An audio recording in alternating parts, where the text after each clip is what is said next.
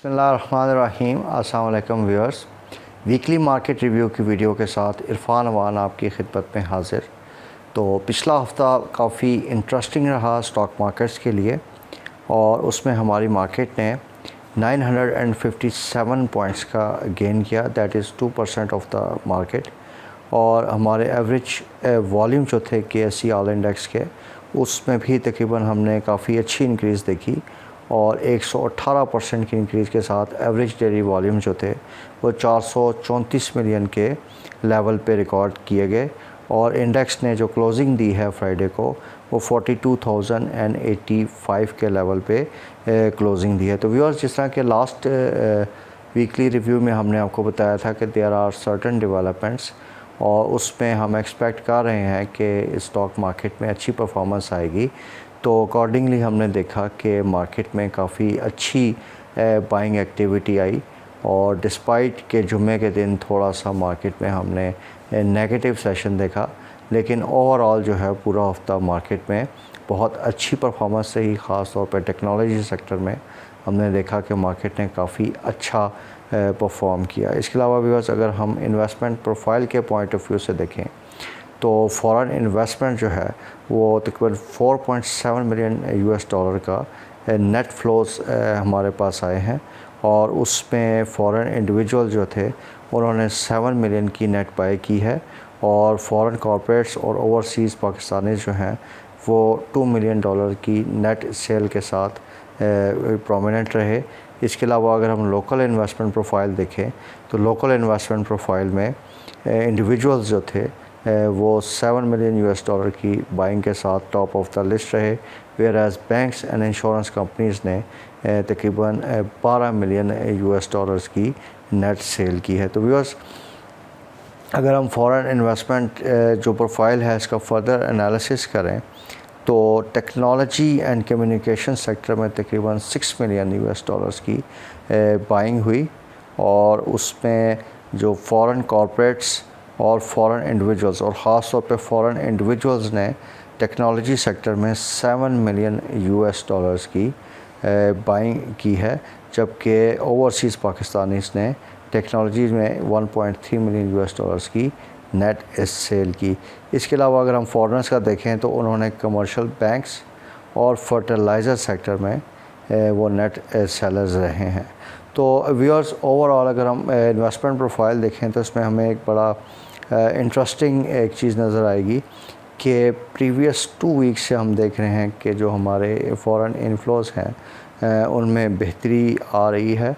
और ख़ास तौर पे हम टेक्नोलॉजी एंड कम्युनिकेशन सेक्टर में, जिसमें TRG जो है वो मेन ड्राइवर रहा है इस चीज़ का, तो उसमें हम एक अच्छी बाइंग एक्टिविटी देख रहे हैं। लेकिन इसमें थोड़ा सा हमें देखना पड़ेगा कि जिस तरह ग्रीन टी की हम बात कर रहे थे कि TRG में ग्रीन टी जो है वो बाइंग करने जा रहा है और उसने सर्टन बाइंग्स की भी हैं, लेकिन फिर भी हम देख रहे हैं कि TRG में फॉरेन इंडिविजुअल्स का काफ़ी ज़्यादा प्रोपोर्शन है बाय का। तो इसलिए हमें शेयर में थोड़ा सा केयरफुल रहना चाहिए और ये आई थिंक अभी इन लेवल्स पे काफ़ी ओवरबॉट पोजीशंस में आ चुका है। तो व्यूअर्स, अगर हम मार्केट का फर्दर एनालिसिस करें कि जो मार्केट के मूवर्स और शेकर्स रहे ड्यूरिंग द पास्ट वीक, तो उसमें टेक्नोलॉजी एंड कम्युनिकेशन सेक्टर जो है वो टॉप ऑफ द लिस्ट रहा। इसमें WTL, टेली, TRG, सिस्टम और AVN के शेयर्स ने बहुत अच्छा परफॉर्म किया है। तो TRG, जिस तरह हम जानते हैं कि इसमें फ़ॉरेन बाइंग आ रही है, तो इस वजह से इसमें 11.86% का हमने प्राइस एक्शन देखा पिछले हफ्ते में। और उसके साथ साथ सिस्टम्स में बहुत अच्छी एक्टिविटी आई और सिस्टम में हमने 10.51% की प्राइस इंक्रीज़ देखी। एवेंसियन में 7.25% का वीक ऑन वीक बेसिस पे प्राइस एक्शन आया। अब एवेंसियन में एक न्यूज़ ये है कि ये अपनी पेरेंट कंपनी दाऊद हरकलीज़ की एक सब्सिडरी कंपनी को ख़रीदने जा रहे हैं और इस परचेज से इट इज़ एक्सपेक्टेड कि इनकी टॉप लाइन और बॉटम लाइन दोनों जो हैं उस पर एक पॉजिटिव परफॉर्मेंस आएगी। तो इसी तरह व्यूअर्स, टेक्नोलॉजी सेक्टर में नेट सोल में भी हमने अच्छा प्राइस एक्शन देखा और इसमें तकरीबन 4% की हमने गेन देखी।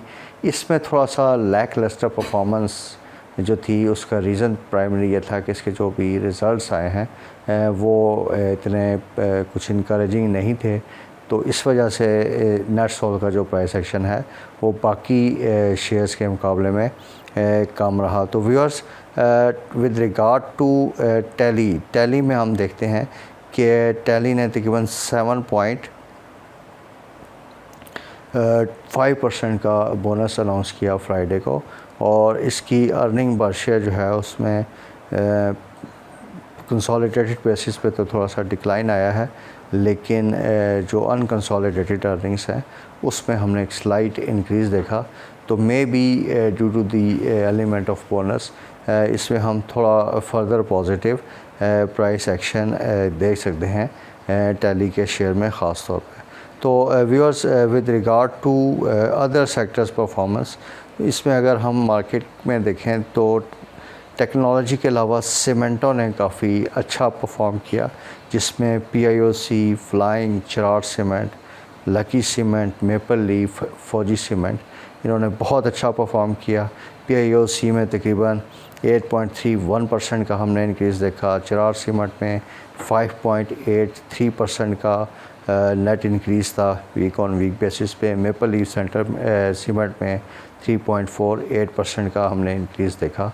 तो जिस तरह कि हमने प्रीवियस वीकली रिव्यू में आपको सेंसिटाइज़ किया था कि सीमेंट के जो डायनामिक्स हैं वो अच्छे हैं।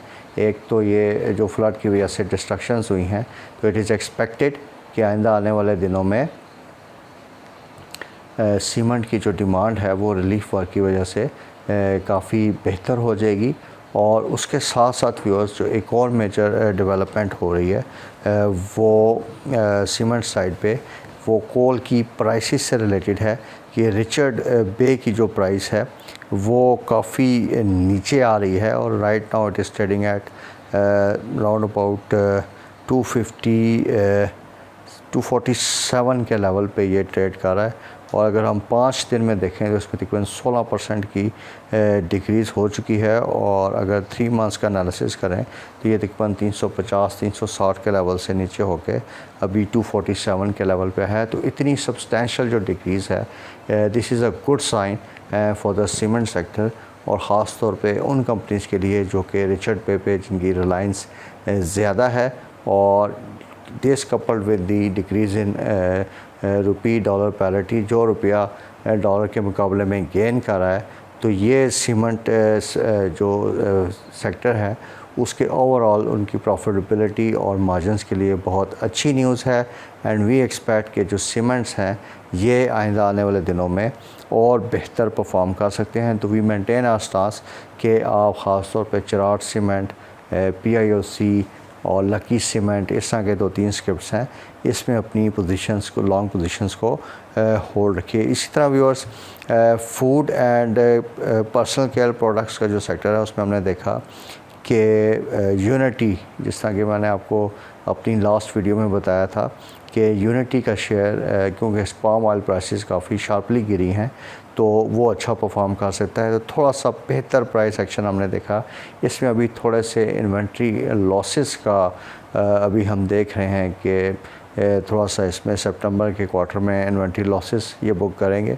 बट ओवरऑल जितनी प्राइसेस गिरी हैं पाम ऑयल की, गोइंग फॉरवर्ड ये शेयर काफ़ी अच्छा परफॉर्म कर सकता है। इसके अलावा फूड सेक्टर में दी ऑर्गेनिक मीट कंपनी, इसने भी बहुत अच्छा परफॉर्म किया। इसमें 2 मुसलसल कैप्स हमने देखे, और इसकी जो मेन रीज़न थी वो एक न्यूज़ थी कि जो सऊदी एक कंपनी है वो इसका तकरीबन 30% स्टेक बाय करने जा रहे हैं, जिसकी वजह से हमने दी ऑर्गेनिक मीट में बहुत अच्छा प्राइस एक्शन देखा। इसके अलावा व्यूअर्स, पिछले 2 वीक से हम देख रहे हैं कि रिफाइनरीज़ में भी एक अच्छी बाइंग एक्टिविटीज़ आ रही हैं, जिसमें ख़ास तौर पे अटक रिफाइनरी का शेयर है, ये भी हमने अपने पोर्टफोलियो के लिए एडवाइज़ किया हुआ है।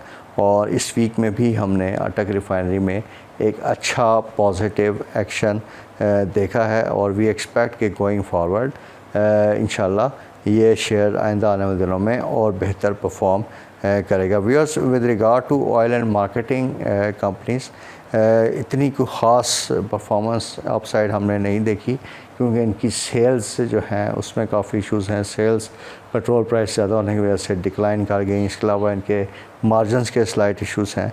तो इसमें सिर्फ PSO में इस पिछले वीक में हमने 3.31% का इंक्रीज़ देखा है। And apart from PSO and Shell बाकी इस सेक्टर में कोई ख़ास परफॉर्मेंस हमें नज़र नहीं आई। इसी तरह पिछले हफ्ते में पावर जनरेशन एंड डिस्ट्रीब्यूशन के जो स्टॉक्स हैं उन्होंने भी अच्छा परफॉर्म किया। हबको में ख़ास तौर पे हमने देखा कि एक ज़बरदस्त किस्म का डिविडेंड अनाउंस हुआ। एक अनएक्सपेक्टेड डिविडेंड था जो कि मार्केट एक्सपेक्टेशन से बहुत ऊपर था। तो इस 15 रुपये के डिविडेंड के अनाउंसमेंट की वजह से हमने हबको में एक बहुत अच्छा प्राइस एक्शन देखा। और इस वजह के साथ साथ जो कैपको का शेयर है उसमें भी तकरीबन 6.23% का हमने इंक्रीज़ देखा है पिछले वीक में। और हबको में तकरीबन 13% की प्राइस इंक्रीज़ हमने देखी। तो व्यूअर्स, इसी तरह देयर आर सर्टन न्यूज़ जिस तरह के हमने अपनी आपके साथ वीडियोस में शेयर किया था कि दाऊद हरकुलिस जो है उन्होंने अनाउंस किया है कि वो अपनी सब्सिडरी कंपनीज़ जिसमें एंग्रो फर्टिलाइज़र है, एंग्रो पॉलीमर केमिकल्स है, एंग्रो पॉलीमर कादिरपुर लिमिटेड है और फ्राइसलैंड कैंपिना एंग्रो पाकिस्तान लिमिटेड है, इनके शेयर्स में इन्वेस्टमेंट करना जा रहे हैं। तो इस वजह से नो डाउट थोड़ा सा FCPL को छोड़ के बाकी शेयर्स में इतना ख़ास प्राइस एक्शन नहीं हमने देखा। लेकिन गोइंग फॉरवर्ड, क्योंकि जिस तरह अब ये न्यूज़ की डिटेल्स आ रही हैं, तो वी सी के इंशाल्लाह शेयर्स इन जो मैंने आपको 3-4 शेयर्स बताए हैं इनमें इस इन्वेस्टमेंट की वजह से काफ़ी अच्छा प्राइस एक्शन आएगा। थोड़ी मैं डिटेल्स आपके साथ शेयर कर देता हूँ, जिसमें ओवरऑल जो है दाऊद हरकुलिस 5.35 बिलियन रुपीज़ की इन्वेस्टमेंट इसमें करने जा रही है। और थोड़ी सी एक्सपेक्टेशंस है मार्केट में, थोड़ा सा उन्होंने इसका एक जो एक्सपेक्टेड ब्रेकअप है इन्वेस्टमेंट का उस पर काम हुआ है। और उसमें एक न्यूज़ ये चल रही है कि इस इन्वेस्टमेंट का तकरीबन 61% जो कुछ उसके शेयर्स हैं लाइक के एंग्रो पॉलीमर कादिरपुर लिमिटेड, उसके जो फ्री फ्लोट है उसका 61% बाय करने जा रहा है दाऊद हरकुलिस। इसी तरह FCEPL का जो फ्री फ्लोट है उसका 25% बाय होगा। EPCL का इट इज़ एक्सपेक्टेड के तकरीबन 7% है। और एंग्रो फर्टिलाइज़र के फ्री फ्लोट का ये 3% बाय करने जा रहे हैं। तो ज़्यादा जो बेहतरी है वो हम FCEPL और EPQL में देख सकते हैं, जबकि EPCL और EFERT में भी फ्री फ्लोट का नो डाउट थोड़ा कम परसेंटेज है, लेकिन इसमें भी हम आइंदा आने वाले दिनों में एक अच्छा प्राइस एक्शन देख सकते हैं। तो इसी तरह एवेंसियन का भी मैंने आपके साथ न्यूज़ शेयर कर दिया था कि वो भी दाऊद हरकुलिस की एक सब्सिडी कंपनी को बाय करने जा रहे हैं। तो उसमें भी आइंदा आने वाले दिनों में हम एक अच्छा प्राइस एक्शन देख सकते हैं। तो टेक्नोलॉजी सेक्टर में भी बस एवेंसियन और ऑक्टोपस में भी अभी भी काफ़ी रूम मौजूद है एंड वी सजेस्ट कि आप इन शेयर्स में बाय कर सकते हैं। तो व्यूअर्स, पिछले हफ्ते में हमने देखा कि जैसा कि एंटिसिपेटेड था कि जो न्यू फाइनेंस मिनिस्टर की अपॉइंटमेंट हुई और उसके बाद हमने देखा कि मार्केट में एक पॉजिटिव ऑप्टिमिज़म चला।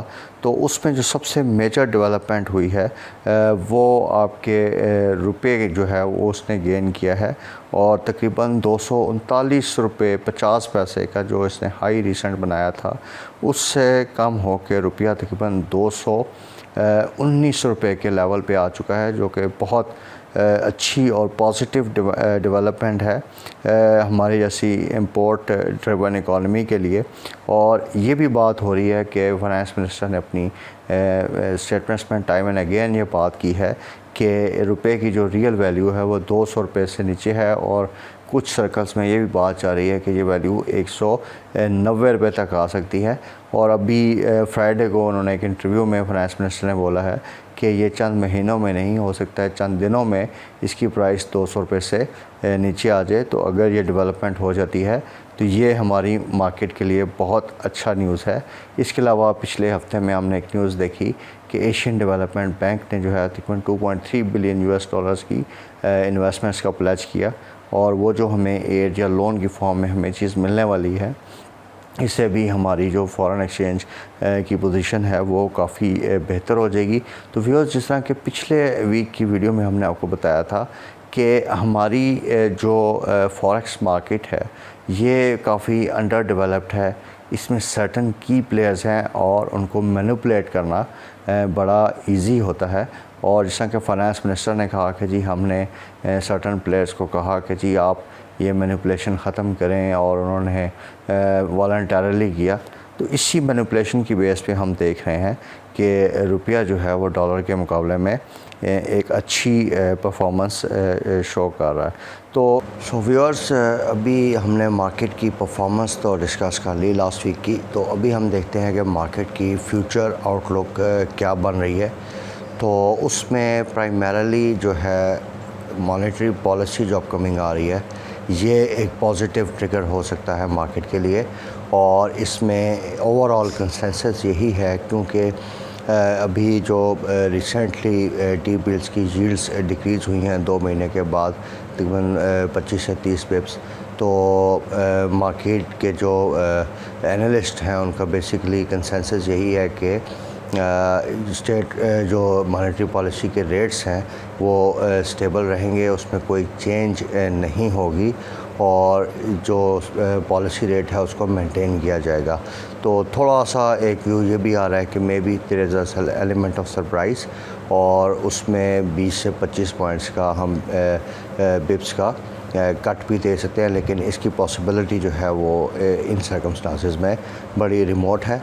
तो इन दोनों केसेस में ये अगर रेट्स मेंटेन भी रखते हैं या थोड़ा डिक्रीज़ होता है, ये मार्केट के लिए काफ़ी अच्छी खबर होगी, और इसमें हम मार्केट में एक पॉजिटिव प्राइस एक्शन देख सकते हैं। इसके साथ साथ व्यूअर्स, जो अपकमिंग वीक है यानी 17 तारीख से फैटफ का रिव्यू भी शुरू हो रहा है, तो इसकी जो आउटकम होगी वो भी मार्केट के लिए बड़ी क्रिटिकल है, और उसमें अगर कोई हमें ग्रेड लिस्ट निकालने की खबर आ जाती है तो वो भी मार्केट को काफ़ी पॉजिटिवली इम्पैक्ट कर सकती है। तो ओवरऑल मार्केट की जो कंडीशंस हैं, ओवरऑल इकॉनमिक कंडीशंस हैं, वो काफ़ी चैलेंजिंग हैं। करंट अकाउंट जो फॉरेक्स रिजर्व्स के नंबर्स हैं, नो डाउट करंट अकाउंट में थोड़ा सा हमने इम्प्रूवमेंट देखी, लेकिन अगले महीने में क्योंकि क्रूड ऑयल प्राइसेस जो है वो दोबारा से बढ़नी शुरू हो गई हैं, तो इस वजह से हम करंट अकाउंट डेफिसिट में फ़र्दर इंक्रीज़ देख सकते हैं। इसके साथ साथ अगर रिलीफ रिलेटेड एक्टिविटीज़ की वजह से हमें फ़र्दर इंपोर्ट करना पड़ा, या जो हमारे क्रॉप्स के डैमेजेस हुए हैं उसकी वजह से हमें फ़र्दर इंपोर्ट्स करनी पड़ती हैं, तो वो भी हमारे करंट अकाउंट डेफिसिट को नेगेटिवली अफेक्ट कर सकती हैं। लेकिन अब ये देखना पड़ेगा कि इससे इम्पैक्ट जो फॉरेन एक्सचेंज रिजर्व्स पे आएगा, वो किस हद तक जो आने वाली एड है या जो हमें लोन्स की इंस्टॉलमेंट्स मिलनी है वो किस हद तक उस पर ऑफसेट होता है। तो व्यूअर्स, अभी जो मार्केट है वो हम देख रहे हैं कि इन द शॉर्ट टर्म तकरीबन 42,700 का इसका एक क्रिटिकल लेवल है, और इस पे हम मार्केट को मोस्ट प्रॉब्ली देखेंगे कि मार्केट इन लेवल्स को टच कर सकती है इन द कमिंग डेज़।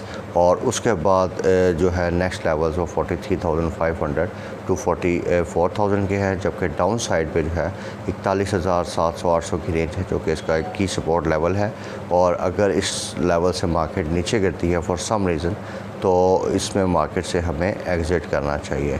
तो व्यूअर्स, जो सेक्टर्स मैंने आपके साथ डिस्कस किए, वंस अगेन मैं थोड़ा सा उसको रिपीट कर देता हूँ। जिसमें टेक्नोलॉजी सेक्टर है, इसमें वेंसियन ऑक्टोपस में काफ़ी गुंजाइश लग रही है।